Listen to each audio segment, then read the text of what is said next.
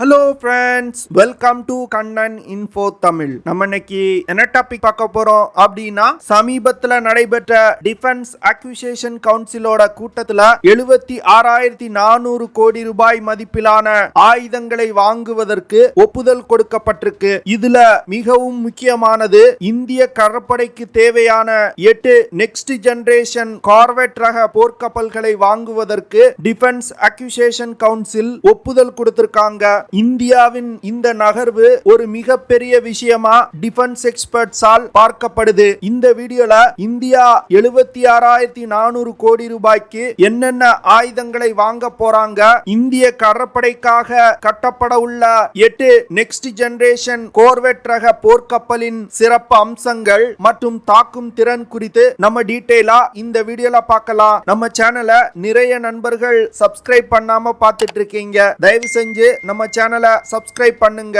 நீங்க பண்ற ஒவ்வொரு சப்ஸ்கிரிப்ஷனும் எனக்கு அடுத்தடுத்த வீடியோஸ் போடுவதற்கு ஒரு மோட்டிவேஷனா இருக்கும். 6 ஜூன் 2022 அன்னைக்கு இந்தியாவுடைய டிஃபென்ஸ் அக்விசிஷன் கவுன்சில் மீட்டிங் நடைபெற்றது. இந்த மீட்டிங்ல பல முக்கியமான முடிவுகள் எடுக்கப்பட்டிருக்கு. அதாவது கிட்டத்தட்ட 76,400 கோடி ரூபாய்க்கான ஆயுதங்களை வாங்குவதற்கு ஒப்புதல் கொடுக்கப்பட்டிருக்கு. அதுல முக்கியமா இந்திய கடற்படைக்கு தேவையான 8 நெக்ஸ்ட் ஜெனரேஷன் கார்வெட் ரக போர்க்கப்பலை வாங்குவதற்கு ஒப்புதல் கொடுக்கப்பட்டிருக்கு. இந்த 8 கப்பல்களின் விலை 36,000 கோடி. இந்த கப்பல்கள் ஒரு அடுத்த தலைமுறை கார்வெட் ரக போர்க்கப்பல். இந்த போர்க்கப்பலை பயன்படுத்தி surveillance mission, escort operation, surface action group operation, search operation, attack மற்றும் கோஸ்டல் டிஃபென்ஸ் ஆபரேஷன்களை கேரி அவுட் செய்ய முடியும். இந்த நெக்ஸ்ட் ஜெனரேஷன் கார்வெட் ரக போர்க்கப்பல் இந்திய கடற்படையின் உதவியோடு உள்நாட்டிலே வடிவமைக்கப்பட்டிருக்கு. இந்த போர்க்கப்பல்கள் லேட்டஸ்ட் டெக்னாலஜிகளை பயன்படுத்தி கட்டப்பட உள்ளது. இது தவிர டிஃபென்ஸ் அக்விசிஷன் கவுன்சில் டோனியர் ஏர்கிராப்ட் மற்றும் Su-30 MKI போர் விமானத்தோட இன்ஜின் போன்ற பல ப்ராஜெக்ட்களை டெவலப் செய்வதற்கு ஒப்புதல் கொடுத்திருக்காங்க. இந்துஸ்தான் ஏரோநாட்டிக்ஸ் லிமிடெட் நிறுவனத்தை விமான இன்ஜின் ப்ராஜெக்ட்ல அதிகமா கான்சென்ட்ரேட் செய்யும்படி அறிவுறுத்தப்பட்டிருக்கு. அடுத்து இந்திய ராணுவத்தின் கோரிக்கையை ஏற்று டிஃபென்ஸ் அக்விசிஷன் கவுன்சில் ரஃப் டெரெயின்ல பயன்படுத்தக்கூடிய ஃபோர்க்லிஃப்ட் ட்ரக்ஸ், யுத்த நேரத்துல அதிவேகமா பாலங்கள் அமைப்பதற்கான டேங்குகள், wheeled armoured fighting vehicles, anti tank guided மிசைல்கள், ஆயுதங்களை கண்டுபிடிக்கக்கூடிய வெப்பன் லொகேட்டிங் ரடார் சிஸ்டம்ஸ் போன்ற பல சிஸ்டங்களை வாங்குவதற்கு டிஃபென்ஸ் அக்விசிஷன் கவுன்சில் ஒப்புதல் கொடுத்திருக்காங்க. இதுல குறிப்பிடத்தக்க விஷயம் என்ன அப்படின்னா, 76,400 கோடி ரூபாய்க்கான ஆயுதங்களும் உள்நாட்டு நிறுவனங்களிடமிருந்து வாங்கப்பட உள்ளது. இந்தியாவின் இந்த நகர்வு இந்தியன் டிஃபென்ஸ் இண்டஸ்ட்ரிக்கு ஒரு மிகப்பெரிய பூஸ்டர் கொடுக்க போகுது அப்படின்னு டிஃபென்ஸ் எக்ஸ்பர்ட் சொல்றாங்க. டிஃபென்ஸ் அக்விசிஷன் கவுன்சில் ஒப்புதல் கொடுத்திருக்க 8 அதிநவீன நெக்ஸ்ட் ஜெனரேஷன் கார்வெட் ரக போர்க்கப்பல்கள் மூலமா இந்திய கடற்படையின் வலிமை பல மடங்கு அதிகரிக்கும் அப்படின்னு டிஃபென்ஸ் எக்ஸ்பர்ட் சொல்றாங்க. அது மட்டும் இல்லாம இந்த போர்க்கப்பல்கள் கட்டக்கூடிய ப்ராஜெக்ட் ஆத்ம நிர்பான் பாரத் திட்டத்துக்கு ஒரு மிகப்பெரிய உத்வேகத்தை கொடுக்கும் அப்படின்னு சொல்றாங்க. 1000க்கும் மேற்பட்ட மீடியம் மற்றும் ஸ்மால் ஸ்கேல் இண்டஸ்ட்ரீஸ் இந்த நெக்ஸ்ட் ஜெனரேஷன் கார்வெட் ரக போர்க்கப்பல்கள் கட்டும் ப்ராஜெக்ட் மூலமா பயனடைய போறாங்க. இந்த ப்ராஜெக்ட் மூலமா இந்தியன் ஷிப் பில்டிங் இண்டஸ்ட்ரியோட கேப்பபிலிட்டிய இந்திய அரசாங்கம் முன்னேற்ற முயல்றாங்க. அது மட்டும் இல்லாம ஆயிரக்கணக்கான நபர்களுக்கு இந்த ப்ராஜெக்ட்கள் மூலமா வேலை வாய்ப்பு கிடைக்கும். நெக்ஸ்ட் ஜெனரேஷன் கார்வெட் ரக போர்க்கப்பல்களை கட்டுவதற்கு இந்தியாவின் பிரதான ஷிப் பில்டிங் நிறுவனங்களான Mazagon dock ship building limited, Cochin மற்றும் கொல்கத்தா ஷிப் பில்டிங் நிறுவனங்கள் போட்டியிடுறாங்க.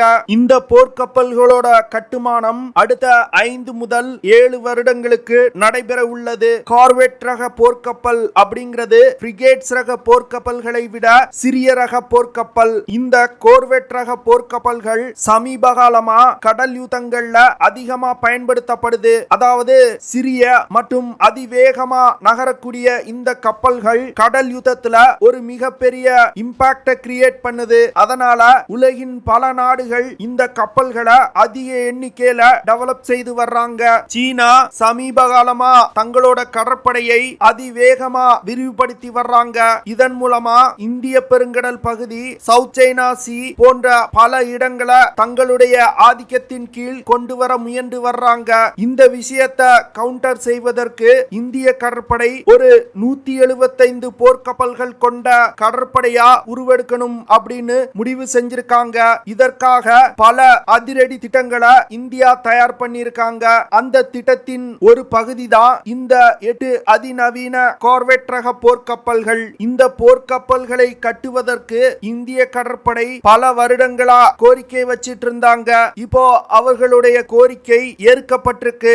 இந்தியா கட்ட உள்ள நெக்ஸ்ட் ஜெனரேஷன் கார்வெட் ரக போர்க்கப்பல்களோட கேப்பபிலிட்டிஸ் பத்தி பார்க்கலாம். இந்த போர்க்கப்பல்கள் இந்திய கடற்படையில் பயன்பாட்டில் உள்ள கோரா கிளாஸ் கார்வெட் ரக போர்க்கப்பல்களை ரீப்ளேஸ் செய்ய போகுது. இந்தியாவின் நெக்ஸ்ட் ஜெனரேஷன் கார்வெட் ரக போர்க்கப்பல்கள் 2200 டன்ல இருந்து 2800 டன் எடை கொண்ட போர்க்கப்பல்களா உருவாக்கப்பட உள்ளது. இந்த போர்க்கப்பல்கள் 90 இருந்து 95 மீட்டர் நீளமும் 12 மீட்டர் அகலமும் கொண்டதா உருவாக்கப்பட உள்ளது. இந்தியாவின் நெக்ஸ்ட் ஜெனரேஷன் கார்வெட் ரக போர்க்கப்பல்களை இயக்குறதுக்கு 2 ரோல்ஸ் ராய்ஸ் MT-30 இன்ஜின் பயன்படுத்தப்பட உள்ளது. அடுத்து 4 MAN 2 மெகாவாட் டீசல் இன்ஜின்கள் பயன்படுத்தப்பட உள்ளது. இந்த போர்க்கப்பல்னால அதிகபட்சமா 65 கிலோமீட்டர் பெர் ஹார் வேகத்துல பயணிக்க முடியும். இந்தியாவின் நெக்ஸ்ட் ஜெனரேஷன் கார்வெட் ரக போர்க்கப்பல்கள்னால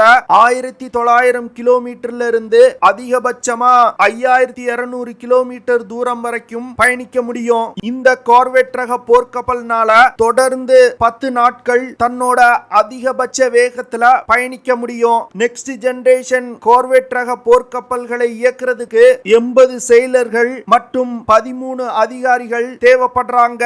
நெக்ஸ்ட் ஜெனரேஷன் கார்வெட் ரக போர்க்கப்பல்கள்ல எதிரிகளோட நீர்மூழ்கி கப்பல்கள் மற்றும் போர்க்கப்பல்களின் நடமாட்டத்தை கண்காணிப்பதற்கு 4 MR-90 ஓரெக் ரடார்கள் பயன்படுத்தப்பட்டிருக்கு.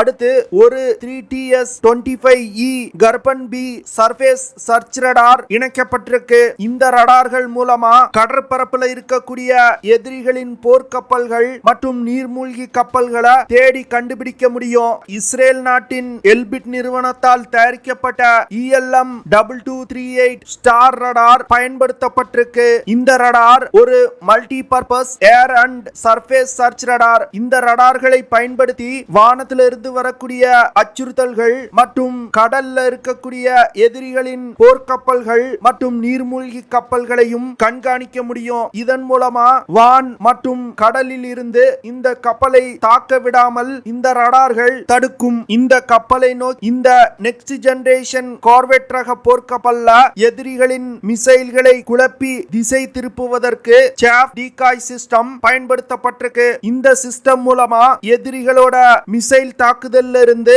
இந்த கப்பலை பாதுகாக்க முடியும். அடுத்து நெக்ஸ்ட் ஜெனரேஷன் கார்வெட் ரக போர்க்கப்பல்ல பயன்படுத்தக்கூடிய ஆயுதங்களை பத்தி பார்க்கலாம். இந்த கப்பல்ல BHEL நிறுவனத்தால் தயாரிக்கப்பட்ட ஒரு OTO Melara 76mm super rapid gun system mount செய்யப்பட்டிருக்கு. இந்த கன் சிஸ்டத்தினால காம்பாக்ட் மோட்ல ஒரு நிமிஷத்துக்கு 85 ரவுண்டுகள் ஃபயர் பண்ண முடியும். அதுவே சூப்பர் ராபிட் மோட்ல ஒரு நிமிடத்துக்கு 120 ரவுண்டுகளை ஃபயர் பண்ண முடியும். இந்த கன் சிஸ்டத்தினால 16 கிலோமீட்டர்ல இருந்து அதிகபட்சமா 40 கிலோமீட்டர் தூரத்துல உள்ள இலக்குகளை தாக்கி அழிக்க முடியும். இந்த நெக்ஸ்ட் ஜெனரேஷன் கார்வெட் ரக போர்க்கப்பல்ல 2 AK-630mm close in weapon system பயன்படுத்தப்பட்டிருக்கு. இந்த சிஸ்டம் ஒரு அதிநவீனமான சிஸ்டம். இந்த க்ளோஸ் இன் வெப்பன் சிஸ்டத்தினால ஒரு நிமிடத்துல 4000 இருந்து 5000 ரவுண்டுகள் வரைக்கும் ஃபயர் பண்ண முடியும். இந்த சிஸ்டத்தினால 4000 முதல் 5000 மீட்டர் தூரத்துல உள்ள இலக்குகளை தாக்கி அழிக்க முடியும். இந்த கப்பல்ல 32 VLSR SAM மிசைல்களை எடுத்து செல்ல முடியும். VLSR SAM மிசைல்கள் ஒரு சர்ஃபேஸ் டு ஏர் மிசைல். இந்த மிசைலை பயன்படுத்தி இந்த கப்பலை நோக்கி வரக்கூடிய வான் அச்சுறுத்தல்களை தாக்கி அழிக்க முடியும். இந்த மிசைல்னால 25 கிலோமீட்டர் தூரத்துல உள்ள இலக்குகளை மிக துல்லியமா தாக்கி அழிக்க முடியும். இந்த மிசைல்கள் மாக் 4.5 அப்படிங்கிற வேகத்துல பயணித்து சென்று இலக்கை தாக்கும். மாக் 4.5 அப்படிங்கிறது ஒலியின் வேகத்தை விட 4.5 மடங்கு வேகமா இந்த மிசைல்கள் டிராவல் செய்யும். இந்த மிசைல்கள் பிரத்யேகமா பாரக் 1 மிசைல்களை ரீப்ளேஸ் செய்வதற்காக DRDO டெவலப் செஞ்சிருக்காங்க. அடுத்து எதிரிகளின் போர்க்கப்பல்களை தாக்கி அழிப்பதற்கு 8 பிரம்மோஸ் ஆன்டி ஷிப் மிசைல்கள் இந்த கப்பல்ல பொருத்தப்பட்டிருக்கு. இந்த மிசைல்னால 600 கிலோமீட்டர் தூரத்துல உள்ள கப்பல்களை மிக துல்லியமா தாக்க முடியும். இந்த மிசைல்கள் மாக் 3 அப்படிங்கிற வேகத்துல பயணித்து சென்று இலக்கை தாக்கும். மாக் 3 அப்படிங்கிறது ஒலியின் வேகத்தை விட 3 மடங்கு வேகமா இந்த மிசைல்கள் டிராவல் செய்யும். இந்த பிரம்மோஸ் மிசைல்கள் சீ ஸ்கிம்மிங் செய்யக்கூடிய ஆன்டி ஷிப் மிசைல்கள். சீ ஸ்கிம்மிங் அப்படிங்கிறது எதிரிகளோட ரடார்களால கண்டுபிடிக்க முடியாத மிக குறைவான உயரத்துல பறந்து சென்று போர்க்கப்பல்களை தாக்குவதுதான் சீ ஸ்கிம்மிங் டெக்னிக் அப்படின்னு சொல்லுவாங்க.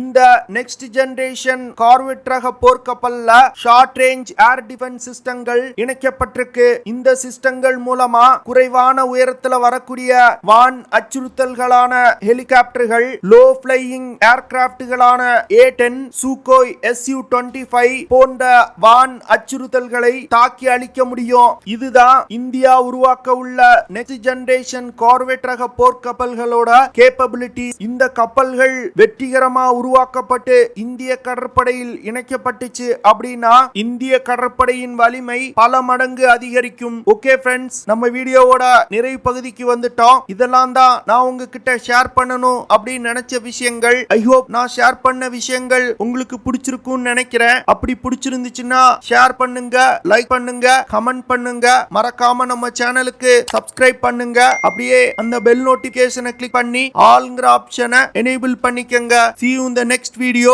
ஜெய் ஹிந்த்.